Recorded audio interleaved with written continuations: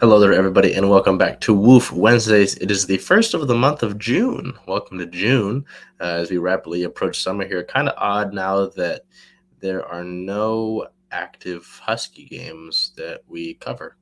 Nobody to post scores of, nobody to do game day posts of. So it's kind of feels weird for the time being. So, with that being said, before we get into the content of the episode, I want to release a little bit of a teaser here.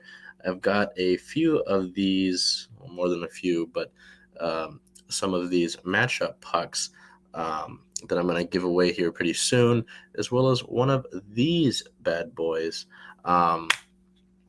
So if that is something that anybody is interested in, they will be given away here sometime in the near future once I get that all figured out. But with that being said, here we will get right into the subject matter of WOOF Wednesdays, starting off with the University of Washington football team. Just some minor things in terms of team-related news.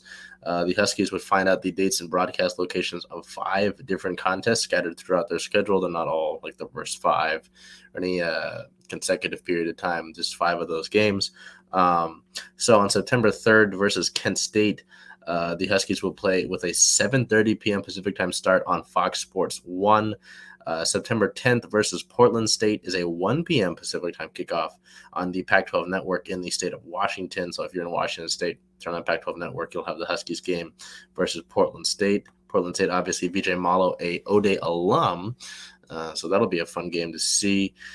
September 17th versus Michigan State is a 4:30 p.m. start on ABC. So that'll be a big game there.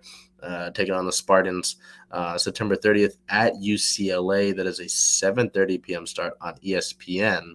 And then November 7th versus the Oregon State Beavers is a 7:30 p.m. start on ESPN2. So cool to know when some of these things will start. Helps us out here at CirclingSeattleSport with our schedule and all of that sort of thing.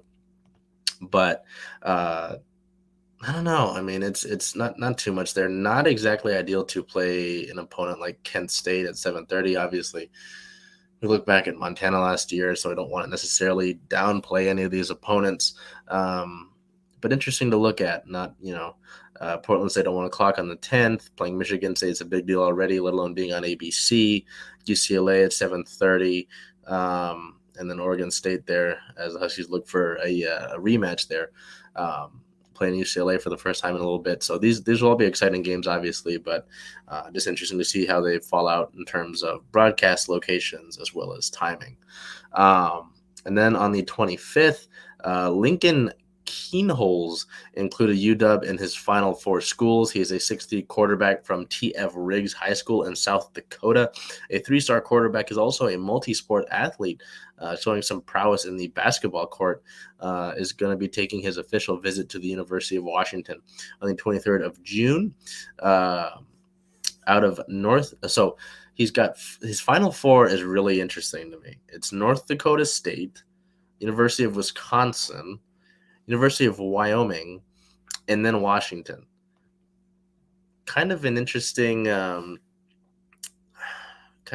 group of schools there. It's kind of funny to see the 3 of them have the W in it, but I don't know, really interesting. You don't want to scoff at any of these visits either, because you never know who can turn into what sort of player.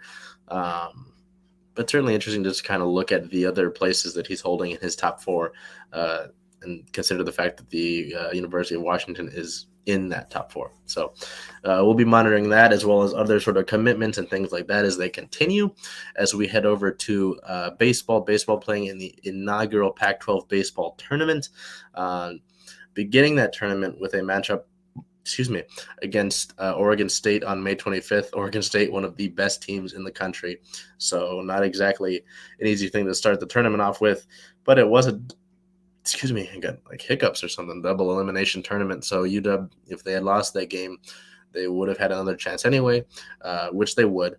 May 25th versus Oregon State, an 8-13 loss. So certainly keeping up with the firepower to an extent of Oregon State and the Beavers. Player of the game, second baseman Josh Earps, going 4 for 5 with 2 runs and 2 RBIs. So Earps having a nice game there, but ultimately the Beavers, their muscle just proved to be more powerful than the Huskies there. And then May 26th versus UCLA, the second game there. Did I read 18-13 wrong? I don't remember. May 26th versus UCLA, 8-14 loss. So ending the Husky season. There, player of the game, right fielder Kobe Morales, going 2 for 4 with a run and 2 RBIs. So unfortunate way to end the season. Nice to see that UW was able to insert themselves back. Insert themselves into that Pac-12 tournament in the first place after having a kind of a rough patch through the season, to win those 12 games to end the regular season, to beat teams like UCLA, win series against Stanford. It was really impressive to see that. And, with a lot of the younger guys on this club, it gives you hope for next year, at least for me personally. So with that being said, I know that usually we give teams a week before we do the season interview after their season ends, but we had the time, so we're going to look at the UW baseball season in review here, starting off with MVP. I went with outfielder McKay Barney. Barney is a junior, hitting at a .315 batting average, a .760 OPS, playing and starting in every game that he appeared in. 73 hits, 40 runs, 10 doubles, 2 triples, a homer, 23 runs batted in, 90 total bases, a .388 slugging percentage, 18 walks on the year, a .372 on-base percentage, and 15 stolen bases. On the defensive side of things, he only had 1 error on the year for a .992 fielding percentage. So really impressive there by Barney. Obviously a junior, so he's got the next year of since he's a junior, he might have 2 years because of COVID left. It's complicated how that all kind of works out sometimes. But a really great year by Barney. I mean, a name that consistently popped up when looking at these games. And just was a stud out there in the outfield. So continuing here with the pitcher of the year, a guy who already won some honors, some Pac-12 honors, Stephen Wraith. Wraith was a redshirt junior with a 3.39 ERA, a 1.15 whip, a 5.4 win-loss record, and 30 appearances. Only 2 starts on the year, recording 4 saves in 66.1 innings pitched, 89 strikeouts compared to only 19 walks. So Wraith showed some promise there. Like I said, redshirt junior, and earning some Pac-12 honors. So again, this is guys like, I'm not saying it's like the freshmen and the sophomores winning these awards that are giving me hope necessarily, but also some of these guys like the juniors who will, take the next step up next year and ultimately be the leaders in the locker room. So continuing that, newcomer of the year, a guy that I was kind of surprised to learn that he's listed as a freshman on the program's roster online. AJ Guerrero. Guerrero is a freshman, as is listed, with a .299 batting average, an .871 OPS, played in every game that he appeared in. Well, played in every single game. 64 hits, 35 runs, 14 doubles, 10 homers, 42 runs batted in, a 108 for total bases, 108 total bases, a 505 slugging percentage, drawing 24 walks, a .366 on-base percentage, on-base plus slugging, and 2 stolen bases. So Guerrero, a guy that continued to show out as the season continued on. And, as we got through that 12-game winning streak, was really someone whose name popped up a lot. I think in the UNC series against the one against Northern Colorado, his name showed up the most, and it was really someone who flicked it on there. And that's one of the names that it's like, this is a ball club that's going to be able to do a lot next year. At least I think. Obviously, we've got to go through an off season and they have to play the next season, but signs of something to look forward to, right? Continuing here, just trying to make sure I get the right stuff. For the Growth Award, this is like a comeback player of the year kind of thing, but I use this more as a sort of showing more growth than they had in the last calendar season. I went with catcher Johnny Tincher. He had a .185 increase in batting average, 36 more games played this year, 26 more runs, 60 more hits, 11 more doubles, 35 more RBIs, a .267 slugging percentage increase, and a .237 percentage on base percentage increase. So in Tincher, a guy that earned all Pac-12 honors, and you can see the increases there, really becoming the guy behind the dish for the Huskies. And again, exciting to see what a guy like he will do next season. And then it could have been Tincher or this player for Defender of the Year, but I wanted to kind of make it stick out more, not have guys necessarily double up a bunch. I went with, for Defender of the Year, I went with infielder / first baseman Will Simpson with 434 putouts, 31 assists, only 4 errors on the year for a .991 fielding percentage, and being a part of 37 double plays.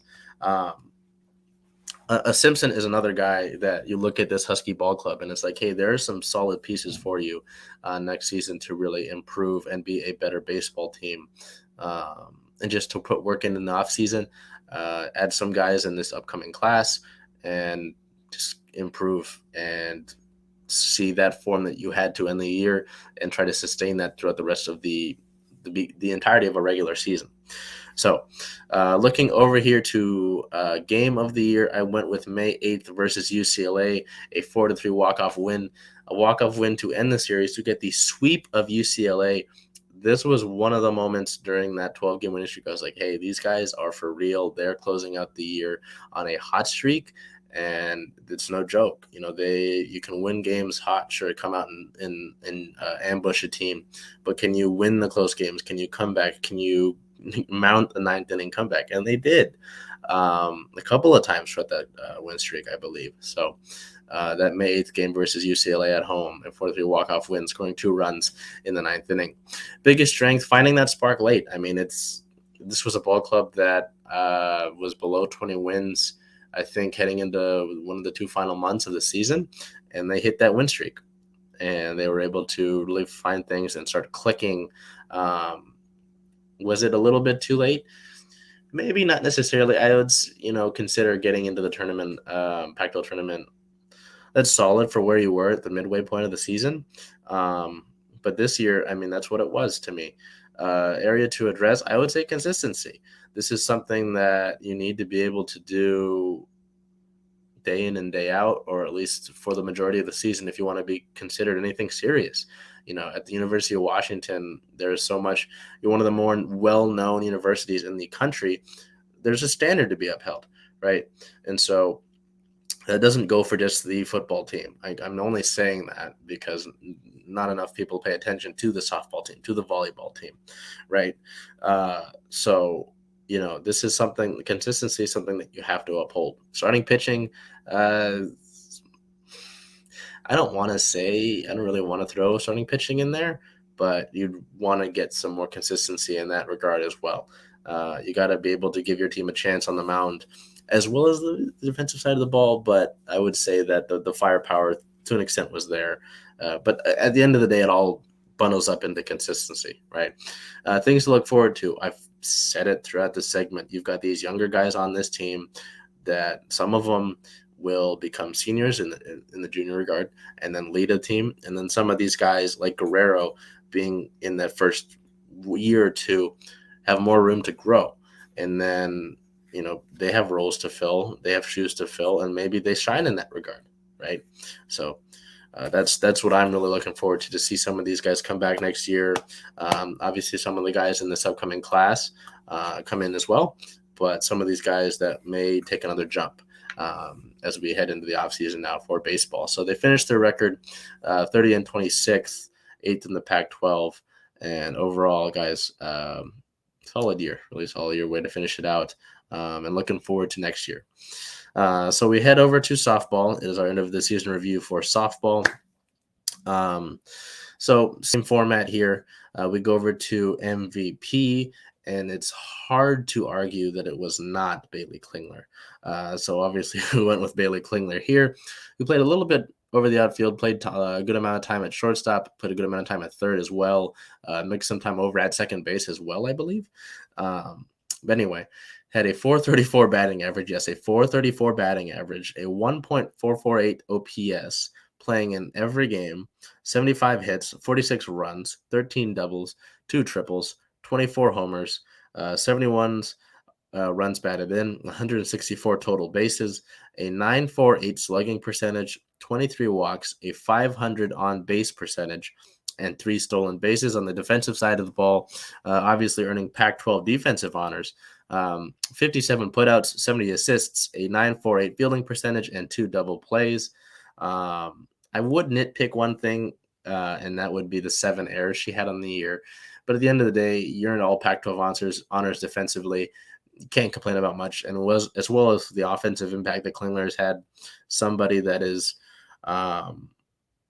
just always bringing positivity to this ball club. That really seems like one of the leaders on this club. It seems someone that's just been incredible since coming here via the transfer portal from Texas A&M. Just incredible, just incredible as a player and as a person off of the diamond as well. And I could say the same exact thing for the next person that we have on this list for pitcher of the year, Gabby Plain. It's hard to understate how great of a player and as a person it seems that Gabby Plain has been. Obviously, we'll get to her leaving here in a second here, as well as another award that she won. But Plain on this last season, a 1.93 ERA, a 1.14 WHIP, a 20 win, 8 loss record, 17 complete games, 9 shutouts, 181.1 innings pitched, and 210 strikeouts on the year. Simply put, Gabby Plain is incredible. It is hard to describe her in a way that does her complete justice. But at the end of the day, there will never be a Gabby Plain. Obviously, when you look at the pitching numbers, Daniel Laurie's name comes up a lot. But it's incredible to see how much steadiness there was with Plain. Just consistency. I talked about it with baseball, right? Consistency there was with Plain, and how much confidence that this team had going into a game, knowing that, hey, we've got a Gabby Plain on our side. She's going to be stepping into the circle, and we always have a chance with her. And that goes, I say that always have a chance part. You think about the Michigan games last year in the postseason. So I remember too a little bit with the sort of COVID-y season, 2020. Well, not as much 2020, but 2021. Just kind of following along with softball and seeing Gabby Plain's name pop up a lot. There was the UW Dog Pound Twitter account with the Aussie meme. Just someone that will be remembered forever in the purple and gold. And there's some players. There's a player too. I would put Klingler in that regard as well. Just incredible. The greatness that we get to watch. Newcomer of the year. I with the freshmen, you could have kind of gone a bunch of different ways. Fiedler had some great impact towards the end of the year. Holtorf had her moments and will continue to grow. So will Fiedler. Olivia Johnson, though, in terms of the stats on paper, took the cake here for Newcomer of the year. A 261 batting average, a 1.011 OPS, 31 hits, 23 runs, 4 doubles, a triple, 11 homers, 25 RBIs, 70 total bases, a 5.88 slugging percentage, 31 walks, and a .423 on base percentage. Johnson really blew up during the invitational stages, continued to just mash and mash and mash. And you see her numbers to finish out the year are not bad. Just somebody who ceded more of the catching duties to someone that we'll look at here in a second, but continued to make an impact as a designated player. And it will be really cool to see her growth as well as all of the freshmen. They've got a really great leadership group. You've got Sis Bates is still within the program. Heather Tarr is an incredible coach. So these I think we've talked about this before, but the freshmen in this program have such great people and role models to look up to. In terms of the growth award for softball, I went with catcher Jen Cummings. Cummings, as I kind of mentioned, has taken the majority of the catching duties, starting in all but 4 games that she played in. A 250 batting average, 24 hits, 15 runs, 8 doubles, 2 homers, 6 RBIs, a 396 slugging percentage, 9 walks, 405 on base percentage, and a 997 fielding percentage. Just took way more of a role as a catcher this year, obviously, after having Morgan Flores on this club. I think Cummings, there's still some room to grow there, but really being able to take over that role and be someone that, you start all but 4 games that you play in. Um, I would say there's some growth there. So hats off to Jen. Defender of the year. I know that I talked about this in the baseball segment that I didn't want to have people double up, but Bailey Klingler, someone who won the Pac-12 defensive, some Pac-12 defensive honors, kind of had to go with her. As I mentioned, the 57 putouts, 70 assists, and 948 fielding percentage, and 2 double plays on the year. Again, with Klingler, you look at the offensive numbers and you look at the defensive numbers as well. It's incredible to think about the caliber of player that you've got there. Game of the year, it was kind of tough to look at this one because a lot of the times with softball, they kind of steamrolled people. I went with the May 22nd game versus Texas. They won the final day of that regional, the first game of the day, a 2-1 win. This was a game that everything's on the table here. Texas got the first run across. Maddie Husky hits a 2-run homer to give the Huskies the lead, and they never looked back. And it just showed you. I mean, Klingler was obviously, we got her as our MVP, but Husky too. Her name, she was a big part of this club and its success. So that's where I went with that direction there, and that kind of fields into the biggest strength of this club. There was a lot of power throughout this lineup, a lot of power, and I mean I think they hit the most homers in a season that they ever have. I could be wrong. Klingler led far and away with the homer department on this team with 24. But this also feeds into an area to address. Looking into this next season, you're going to lose a Gabby Plain. You're losing Pat Moore as well. Starting pitching has to be looked at. You got to think, hey, who's going to take over that role? Brooke Nelson went 5-0 in her starts. Had a pretty damn solid year in the circle as well. I mean, you look at Pat Moore. I almost said Pat Moore. I apologize, Pat. You look at Brooke Nelson, Sarah Willis, Kelly Lynch. I don't want to be me. I don't want to forget anybody. Let's take a look here. But and I don't want to be biased because I know that we've talked to Brooke, but she had some really solid numbers. And so I don't remember who I talked to about this right after it finished, but after the softball season finished. But it's at some point there's going to be, you have to think there will be some sort of awards in the pitching department. Maybe not, but effectively there are big shoes to fill, So we look at it on the year. Yeah, no, I got it. Nelson, Lynch, and Willis are the players that didn't leave this roster and will be pitching next season. So who's going to fill that role? And then hitting consistency is what I was alluding to with the power hitting. At times the bats went quiet, and it's just a lot of their runs in the regional were scored off of homers, and that's something that you don't necessarily want to rely on. And just being able to consistently hit more. I looked at this roster's batting averages, and you look at the top 3 or 4, and they're really good, and then you kind of see some drop off. And granted, maybe that's because of the caliber of player that you've got on this roster. But overall, I think just hitting consistency is something that could be improved on.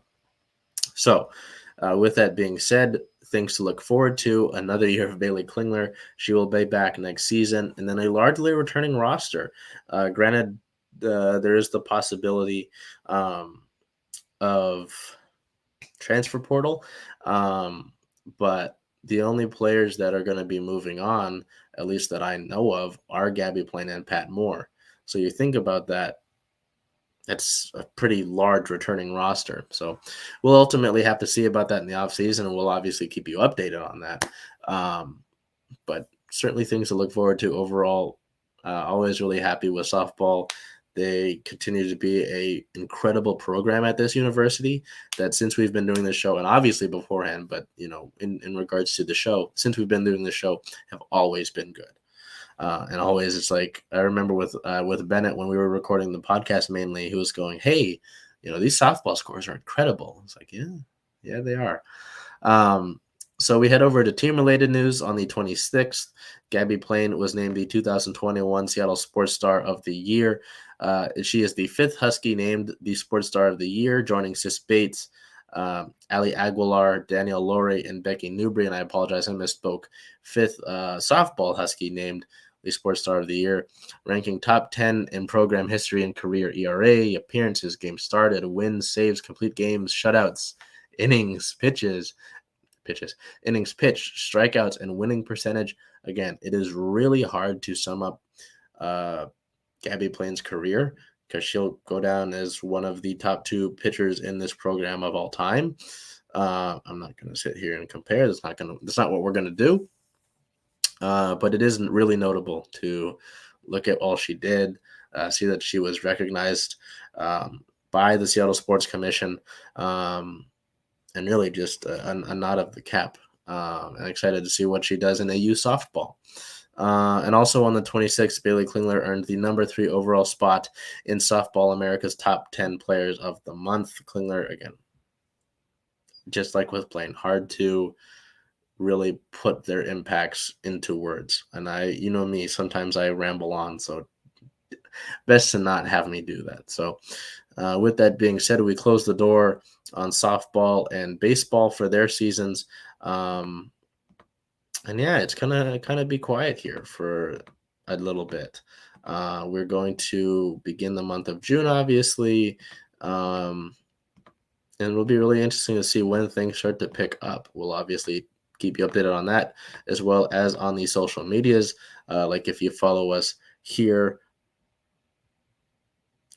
on Instagram, on Twitter, Circling Sports, at Circling Sports, Facebook, Circling Seattle Sports. Also making sure to go and follow us so that you can keep an eye on one of these matchup pucks. Obviously, there's more than these two. Say I have about 9. But with that being said, this has been the June 1st edition of WOOF Wednesdays. I am your host, Charles Hamaker, as always. And until we see you again next Wednesday, do whatever you can to make today a great day.